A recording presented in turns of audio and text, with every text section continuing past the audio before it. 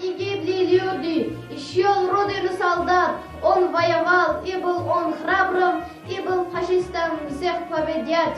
И так дошел он до Берлина, 4 года воевал, чтобы о бабушкином папе всем в день победы рассказал. Жеңіс байрамының бардық мекендештерді құттықтаймын, әрбір үй бүлөге бақыт жәннеттерді қалаймын.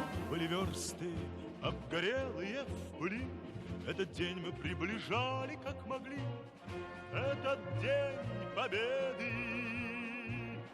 Пороха пропах, это праздник с сединою на висках, это радость со слезами на глазах. День победы, день победы, день победы.